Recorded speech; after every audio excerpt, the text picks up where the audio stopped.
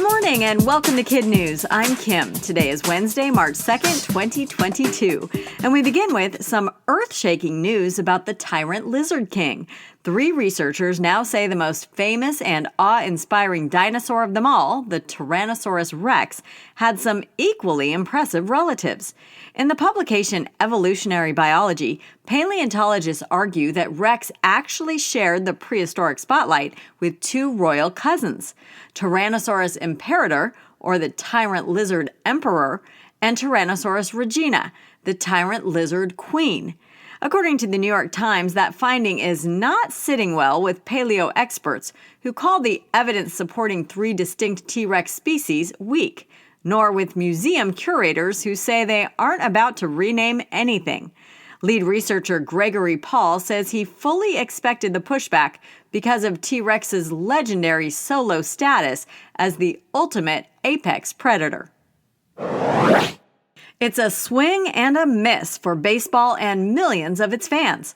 Last night, 11th hour talks to get the season started on time on March 31st fell apart when the Players Union said no to what the league called its last best offer.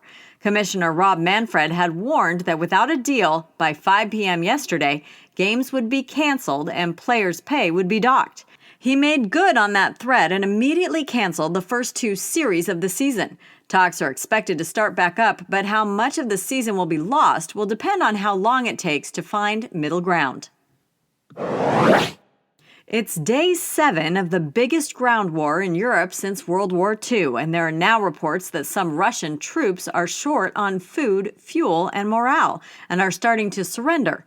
U.S. officials suspect some of them didn't know they were being sent to invade their neighbor and aren't interested in doing so. Still, the Pentagon believes Russian President Vladimir Putin will regroup and push on, even as the West does its best to isolate his country economically and politically. To some extent, it's working. Russia is now practically friendless, with the exception of China, Belarus, and North Korea.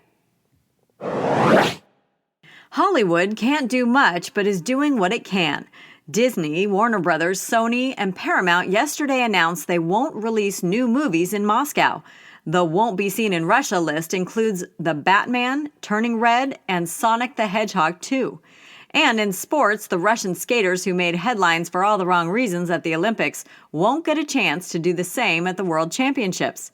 The International Skating Union followed the call of the International Olympic Committee yesterday to ban Russian athletes from competition. A piece of art is about to head to the moon and stay there. While other works have visited, British artist Sacha Joffrey has teamed up with scientists to ensure his heart engraving will survive in space permanently. The art will be placed on the lunar surface later this year, with the site then becoming a World Heritage Landmark. Joffrey has titled the black and white piece, "We Rise Together with the Light of the Moon," and hopes it helps reconnect humanity. A second full-color version will be auctioned for charity here on Earth.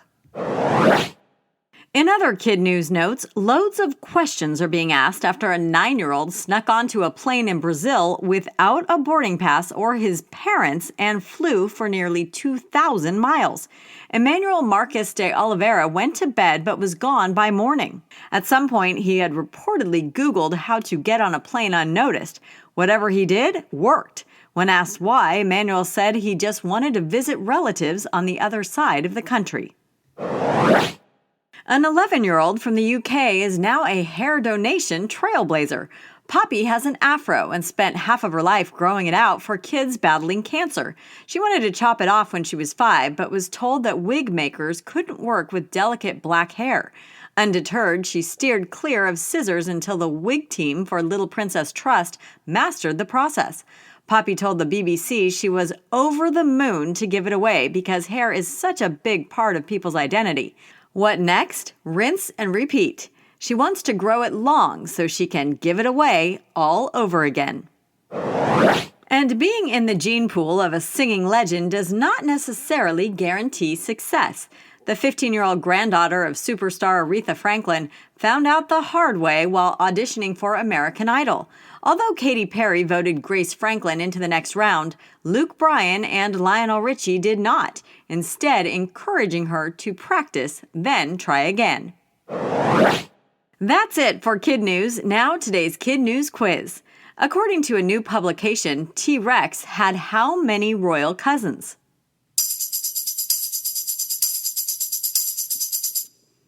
2.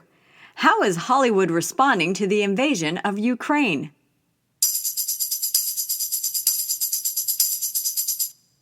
By not releasing movies in Russia.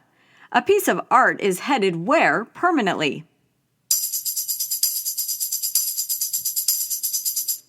To the moon. What sport will not start its season on time?